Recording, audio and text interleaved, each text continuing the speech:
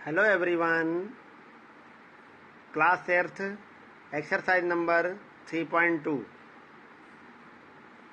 3.1 में हम लोगों ने पूर्ण वर्ग संख्याओं के बारे में समझा था, उनके वर्ग निकालना इत्यादि चीज़ों का अध्ययन किया था। आज हम लोग बात करेंगे गुणनखंड विधि से पूर्ण वर्ग संख्याओं के वर्गमूल निकालना। ठीक है, कोई संख्या दे रखी होगी, उसका वर्गमूल ज्ञात करना होगा। किस विधि से? गुणनखंड विधि से।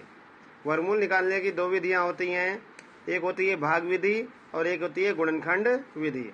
तो यहाँ पर हम लोग अध्ययन करेंगे गुणनखंड विधि से किसी भी दी गई संख्या का वर्गमूल निकालना। तो वर्गमूल निकालने के कुछ स्टेप्स होते हैं। पहला स्टेप होता है कि सबसे पहले दी गई संख्या के अभाज्य गुणनखंड प्राप्त करते हैं। सेकंड स्टेप, फिर अभाज्य गुणनखंडों में से समान खंडों के जोड़े बनाते हैं। थर्ड स्टेप है, इसके बाद प्रत्येक जोड़े से एक संख्या लेते हैं, प्रत्येक जोड़े से एक संख्या लेते हैं और उनका गुणनफल करते हैं। यही उन संख्या का वर्गमूल होता है। ठीक है, आइए देखते हैं कैसे। गुणनखंड विधि से इस संख्या का वर्गमूल ज्ञात करना है। तो जिस संख्या का वर्गमूल ज्ञात करना होता है, पहले उसके अभाज्य गुणनखंड ज्ञात करते हैं। तो अभाज्य गुणनखंड कैसे करते हैं, ध्यान दें। 2 से स्टार्टिंग करते हैं। तो देखिए यहाँ से, क्योंकि इसका इकाई का अंक कैसा है, विषम है, अतः इसमें 2 का भाग नहीं जाएगा। तो फिर किससे भाग देखेंगे? 3 से। 3 से देखेंगे तो 3 का भाग देंगे तो 3 संग 18, 3 सत्ते 21 और 3 पंचे 15। तो यहाँ से 3 से भाग देने पर यहाँ पर इतना प्राप्त हुआ भागफल। यहाँ केवल भागफल लिखते हैं। ठीक है, जो भाजक है वो और जो भागफल आता है वो लिखते हैं। तो पहली बार तो 3 से भाग दिया तो पूरा पूरा कैंसिल होगा, इतना बचेगा। दोबारा फिर से देखा तो 3 से भाग फिर से जा रहा था, तो 3 से भाग फिर से दे दिया तो इतना प्राप्त हुआ। दोबारा फिर से देखेंगे तो 3 का भाग यहाँ जाएगा, 3 सत्ते 21 और 3 पंचे 15। ठीक है, फिर से गया, फिर नेक्स्ट टाइम चेक किया 3 से, फिर से भाग चला गया, 3 दूनी 6, 3 पंचे 15। अब 3 का भाग यहाँ नहीं जाएगा, 3 का भाग नहीं जाएगा। फिर 4 से चेक करेंगे, 4 का भाग भी नहीं जाएगा। फिर 5 से चेक करेंगे, 5 का भाग जा रहा है, तो 5 से 25, 5 यहाँ लिख दिया और 5 एकम 5। तो इस प्रकार से हमने यही जो ये संख्या लिखी होती है, ये कहलाती है अभाज्य गुणनखंड। ठीक है, तो पहले 2 से चेक करते हैं, फिर 3 से, फिर 4 से, फिर 5 से, एंड इसी प्रकार से सभी संख्याओं से चेक करते जाते हैं। इनमें सबसे लास्ट में कितना आ जाना चाहिए?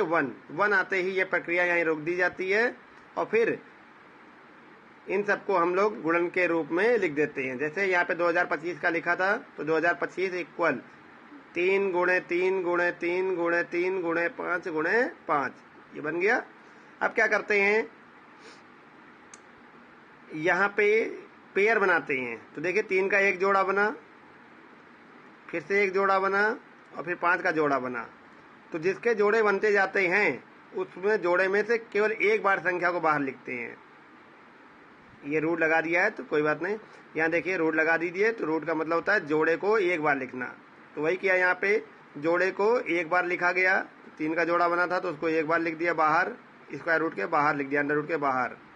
फिर से 3 का जोड़ा बना था तो इसको एक बार लिखा है रूट के बाहर, और फिर 5 का जोड़ा बना था, 5 को भी अंडर रूट के बाहर एक बार लिख दिया। तो अब इनका मल्टीप्लाई कर देंगे, कितना आ जाए? 3 त्रिका 9 और 9 पना 45 आ जाएगा। अब ध्यान दें, वर्गमूल निकालने पर हमेशा 2 चिन्ह आते हैं, प्लस और माइनस।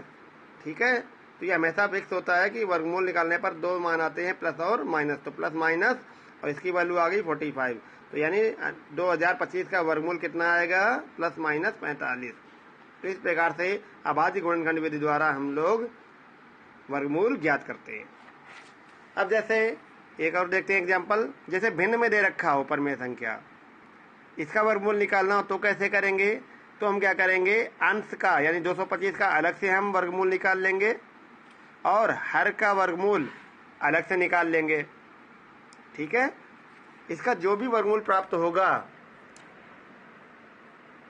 ठीक है, तो उसे क्या कर देंगे, जैसे 225 का कितना आया था? प्लस माइनस 15 आया था, और 484 का आया था प्लस माइनस 22 आएगा।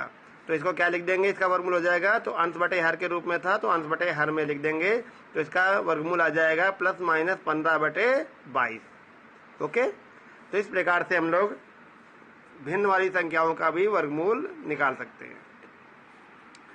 अब एक लैंग्वेज वाला क्वेश्चन देख लेते हैं हम लोग। क्वेश्चन कह रहा है कि वह छोटी से छोटी संख्या बताइए जिससे इसमें गुणा करने पर गुणनफल पूर्ण वर्ग हो जाए। तो ध्यान देना, जिससे पूर्ण वर्ग हो जाए, पूर्ण वर्ग हो जाए नहीं, इसका पूरा पूरा वर्गमूल निकल आए। तो आइए करते हैं इसके अभाज्य गुणनखंड। तो अभाज्य गुणनखंड करेंगे, पहले 2 का भाग जाएगा, इतना आएगा, फिर 2 से भाग जाएगा इसमें, तो 2 से भाग देने पर फिर से इतना आएगा, अभी भी 2 का भाग जा सकता है तो 2 का भाग फिर से दे दिया, इतना आया, फिर से अगेन 2 का भाग जाएगा तो इतना आएगा, लेकिन अब 2 का भाग नहीं जाएगा। क्यों? क्योंकि इसका इकाई कितना है, विषम है। ठीक है, इसलिए अब 3 का चेक किया, 3 से भाग बिल्कुल गया, 81 आ गया, फिर से 3 से चेक किया, 27 आ गया, फिर से 3 से चेक किया, 9 आ गया, फिर 3 से भाग दिया, 3 आया, और 3 से भाग देने पर 1 आ गया। मैंने आपको बताया था 1 आते ही ये प्रक्रिया रुक जाती है। अब दी गई संख्या को अभाज्य गुणनखंडों के रूप में लिख लेते हैं, यानी 3888 को क्या लिखेंगे, 2 गुणे 2 गुणे 2 गुणे 2 गुणे 2 3 गुणे 3 गुणे 3 गुणे 3 गुणे 3 लिख लिया। अब यहाँ क्या करते हैं, अभाज्य गुणनखंडों के जोड़े बनाते हैं। तो जोड़े देखिए, एक तो ये जोड़ा बन गया, 2 का एक और जोड़ा बन गया, फिर 3 का एक जोड़ा बन गया, 3 का एक जोड़ा बन गया, और ये 3 जो बच गया है इसका जोड़ा नहीं बना है, और जोड़ा बनने पर ही ये एक पूर्ण वर्ग बनता है। तो यहाँ पे यही लिखा है, यहाँ एक गुणनखंड 3 रह जाता है जिसका जोड़ा नहीं है, अतः यदि इस संख्या में 3 से गुणा कर दें तो यह पूर्ण वर्ग बन जाएगी। यानी ये कंप्लीट कब हो जाएगी, जब इसमें अगर 3 का गुणा और कर दिया जाए, ठीक है, और इसका पेयर बना दिया जाए, तो देखिए ये भी पूरा पूरा कंप्लीट हो जाएगा, और इसको भी एक बार हम रूट के बाहर लिख सकते हैं, यानी जोड़े को एक बार लिख सकते हैं। तो यानी हमें कितने की आवश्यकता पड़ रही है, 3 की आवश्यकता पड़ रही है। अतः 3 संख्या वह छोटी छोटी संख्या है जिसका इसमें गुणन करने पर यह इसका गुणनफल एक पूर्ण वर्ग संख्या बन जाएगी। यही हमारा आंसर हो जाएगा 3। ठीक है, तो इस प्रकार से एक्सरसाइज नंबर 3.2 आप करेंगे।